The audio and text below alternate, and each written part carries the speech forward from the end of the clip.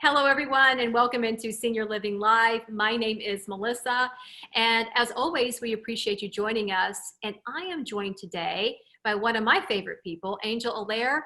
Angel, you look gorgeous today. Thank you for joining me today. Oh, thank you, Melissa. I'm happy to be here. Thank you. And I have to say that I absolutely love this show. We are going to discuss ways that our seniors are staying engaged. And we are finding out that even in the middle of a pandemic, they're finding ways to stay active through the arts and education. Yes, one thing that we have seen is that when people move into our communities, they tap into some hidden talents that they never knew that they had. And we've seen some artists, some photographers, and even during this time, like you said, during the pandemic, they have definitely thrived in learning something new and also being involved in the arts. We have a couple residents, Marsha and Charlie, who have daily been painting or coloring adult coloring pages and have lined their apartments wall to wall almost with these beautiful pieces of artwork. Charlie is actually on to round 2 of lining his walls with this nice artwork. Oh, that's awesome. Yeah, we could see that. He is doing a great job. And you can just kind of looking at it and seeing them, you can see that it's something that they really enjoy and maybe didn't know that it would be something they enjoyed until we got thrust into a pandemic, right? Absolutely, absolutely. We've also on outside on some nature walks, we've had residents that are taking up photography and centering in on nature and taking some pictures. And then what our engagement directors are doing is collaborating all those pictures together and making like a mural and things like that for our common space for staff to see. And eventually when we are back into our common spaces for dining, the residents will be able to see that, and it will be like a reveal and a big surprise of their work that they've been doing in their apartment. Of course, as we talk about our seniors, it's also kind of cool to talk about some of the things that we're doing, which follow the same line of thought, and that is try something new. So what are some things that you've been doing over the past couple of months from an artistic standpoint? Yes, well, I've been lucky that my daughter and I, we like to spend time together. Her name is Emma and she's 16. So she has inspired me to do some painting. So here, I'll show you some of the things that she's done. So she has been enjoying doing some character work. And so this is my daughter Emma's work. This one is her favorite, which I love it. I love it. Kermit, she did a good job. She did. And then this is my piece of work. So I got this off of Pinterest and learned the directions and instructions from there. It's just acrylic paint, my first art project. Wow.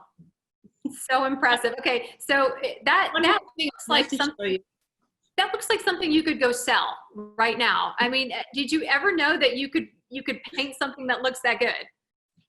No, I didn't. And I think what surprised me most is that I was able to blend colors together, and that was what made me most happy. I found my joy blending the colors and trying to kind of make a sunset. So that made me feel good. No, that's awesome. You guys did a great job. And I assume there was some bonding that went along with this, right? It was, and it was nice, and it was peaceful. We played music, we relaxed, there was no TV on, and you know, we have something that we're going to remember this time, the 2020, we will remember painting together. And also we have some nice houseplants behind us here where we also did that. We gardened together and have some new houseplants in our house that we take care of. I can see them, and you've been doing a good job. They're nice and green and beautiful. So you've done well.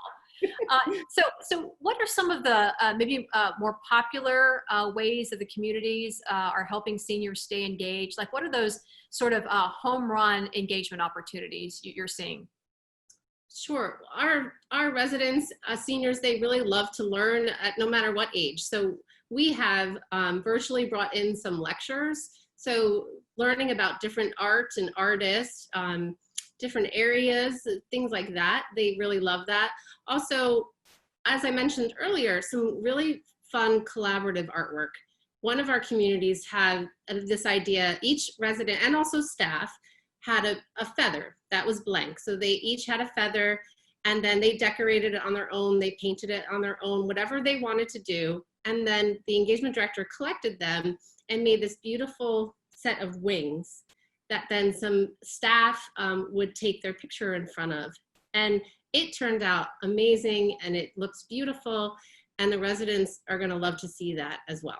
Yeah, that is awesome. I'm looking forward to seeing it as well. I mean, it's just so many wonderful creative things that are coming out of this pandemic, and things that you'll be able to have and to hold for years and years to come, and memories that you'll be able to have for years to come. And so on that end, we want to introduce you to somebody that is actually pretty special to us when it comes to the arts. It is a woman by the name of Linda Palomsky, and she is a resident at one of our communities, Arbor Terrace at Willistown. And, you know, she has been using her gift of music to brighten the lives of so many people for decades now. And today she was gracious enough to join us. And as you listen to her interview, you'll notice that it is very clear she has spent her entire 70 years of life bringing joy to others using her many, many special gifts. Linda, hello. How are you? I'm fine. Very good. Thank you. It is very nice to see you. I'm excited for this interview. You are a wealth of information and experience. So let's just start from the beginning. Tell me a little bit about your life. Okay. I grew up mostly in Massachusetts. I came from a religious Jewish family. I learned how to speak Hebrew while I was learning how to speak English. And I went to the synagogue with my father almost every Saturday. And music was a very big part of the service. So I learned a lot of songs there. I was a school teacher in Connecticut for 35 years. I miss my children so much, and they are my children. They might belong to their parents, but when they're in classroom, they're mine. And I tried to make each one of them know how special they were, because every child is special, and they all have things that they can do that are good, that they can be praised for, and made to feel unique. And I try to do that with my kids. Sure. And how special they are. absolutely. And I know that you teaching still is with you today, and we will talk a little bit more about that as we continue the interview. And you touched on music, Linda. So let's talk a little bit more about that and how big of a part of your life music has been. You said you kind of started when you were a little girl. How have you kept music in your life even now to this day? Well, I've always listened to music throughout my life. When I was a teenager, I wasn't listening to popular music. I was listening to show tunes. So I know all the show tunes. But then I was always in the choir. I was in the school choir, and I was in my Hebrew school choir, the synagogue choir. So I was always singing, and it always made me feel so happy and in touch with my community. Because when you sing, it gives you a sense of community with all the people that are around you. And you don't feel alone. You're all together and you're helping each other. And I like that feeling. Music makes me happy. Yeah, and you've actually shared your love of music with your current community at Arbor Terrace, Willistown, and you lead the sing-alongs there. So tell me, how did that get started, and how do you encourage others to join? Well, originally, I was not the original starter of the sing-along. Originally, I was an add-on. There was another resident who played the piano. She's no longer here. And there was a employee who was very outgoing, and she started the sing-along and asked me to join, or I asked her to join because I liked it so much. However, both of them are not here anymore, and I didn't want the sing-along to die because I knew how much people liked it, and I knew how much I liked it. So I said, well, we'll still do it. We don't have a piano player anymore. We sing a cappella, but we do a pretty good job. I even do a duet with one of the male residents here. we do a love song together, and I really love it. And it makes people happy. They could walk in with frowns on their faces, and by the time they leave, they're elated. They just walk out because it's popular songs that just about everybody knows, and it's Christian songs. And I put in some Hebrew songs, real simple ones, and patriotic songs. And everybody gets a little bit of something that they know. We're a community when everybody leaves. I'm starting to hear a common theme in your life, Linda, and that is no matter what you're doing, it just seems that you want to make people happy. And I love that. And I think we can all absolutely appreciate that. I know your community does. And we go back to the teaching portion, right? So you mentioned you were a teacher for 35 years, so it's something you do well. And we also hear there is a small Jewish community there at Arbor Terrace, Willistown. And not only did you pull together an old recipe to teach everybody how to make latkes during the holidays, but you also taught them new songs in Hebrew. How did that go? When I first moved in here to Willistown, I was the only Jewish person. And I didn't have anybody to celebrate holidays with except my family, of course.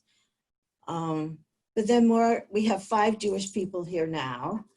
And it's important, even if you can't get to the synagogue, it's important to do some of the ritual holidays. So on Hanukkah, we would light the Hanukkah candles. I would sing the blessings, but everybody else would be there to hear the blessings. And that in itself is a mitzvah, a good deed. And then we made the latkes this year. Chuck was very wonderful in helping us get all the ingredients together, and they really tasted good. And then before COVID, I was busy planning the Passover Seder. We were going to do a Passover Seder, and then COVID made its entrance and the plans were put aside. But it's important for you to practice your faith, even in little bits. So I tried to get everybody together to do that. And as I say, there's only 5 of us. Well, we do know that there may be 5 there at Willistown, but there will be people watching this from all of the Arbor communities, and they may be of the Jewish faith. So here's where I want you to put your teaching hat on for a moment, Linda. I want you to teach us, maybe take 2 to 3 minutes, a lesson on Hebrew songs. Okay, the song is I Sing These Healing Words for You, and it's by Ellen Allard, who wrote this song when her mother was dying. So it's a song of healing. So let me get into the first time we sing it. Most people don't sing the Hebrew. I sing the Hebrew. They sing the English part. And I usually close my eyes. I hope that's okay because I got to feel the emotions inside here. Okay. The words are refuat, which means heal. Hanefesh, which is soul, your spirit. Refuat is heal. Haguf, body. Refuat, heal. Hanefesh, we do that again. And then there's another word, shlema, which means put the body and the spirit together and make it whole. Make it one. All right, so the first time we do the song, I want you to think of someone who needs healing. Okay. Someone in your family, someone in your life. It could even be you. I want you to give them a sense of healing from inside you. So here we go. Refuat hanefesh, refuat haguf, refuat hanefesh, refuat haguf, refuat shlema, refuat shlema. I sing these healing words for you. I sing these words for you. It was amazing. Oh my goodness. Thank you for sharing that. And that That was touching to me, and I know it will be touching to those who will be watching this, Linda, or who are watching this. And you are just a gem, and we thank you for sharing you with us today. And so here, what we maybe didn't mention, you have a daughter, a lucky daughter. You have some grandchildren, and I hear you have a very popular pup around the community by the name of Abby. Yes. Linda, what are you doing these days to cope with COVID? I keep in touch with my family through FaceTime. Thank you for FaceTime. And sometimes they come and I see them from a distance. They're where the car is and I'm on the porch. We can shout to each other. But mainly I see my granddaughters through FaceTime. And even though they're little, they know how to do a FaceTime call to me. And so we do that a lot. And I take Abby wherever I go. And she is our therapy dog. She goes to everybody and they pet her and she loves it. And then, as I said, through COVID, I got to sing with my choir in Connecticut. That is a pure joy. And I sing all the time. It helps me. I ask Alexa to play me certain music and then I just go with the flow. I love it. Show tunes and Hebrew and hymns and all. It's all wonderful. And again, I cannot thank you enough for chatting with us today. You are appreciated for all that you do, not only there at Willistown, but for all that you do and will do, providing a little smile to those who will be watching around our communities, living an engaged lifestyle through arts and education. And I feel educated today. Linda, you did your job and you did it well. Thank you so much for joining us. Thank you. It was fun. Well, you just can't help but smile after seeing Linda and hearing Linda with that beautiful song. I think what I love to hear most about Linda and what she said during this interview is that she gets joy by giving joy. It is so special to share talents like that. And boy, like you said, she is a gem and we are lucky to have her in our community. Absolutely. I even teared up a little bit at the end of our interview as we were saying goodbye to each other, just because she just exudes this warmth. And you know what, I also found out too in our conversation that she is a huge sci-fi fan. She loves Star Wars, which makes me like her even more. She likes Tron. She told me she keeps up with all of the Marvel series. She's just so well-rounded. And so on that end, I have to ask, what are some ways that you are maybe a little bit more well-rounded than we have discussed even here today in terms of connecting with others? Sure. Well, one thing that I'm focusing on right now in some of the communities that I support is just reminding our staff to take a little time to maybe take a 5-minute break in the day to de-stress. I am a massage therapist as well. So finding little moments to just take 5 minutes, listen to some music.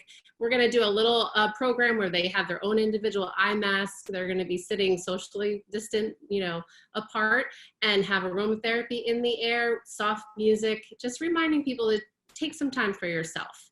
And also a little takeaway gift of lavender aromatherapy is also going to help them. So I find passion in educating as well, and teaching others how to take a moment for themselves. I feel like I learn something new about you every time we talk.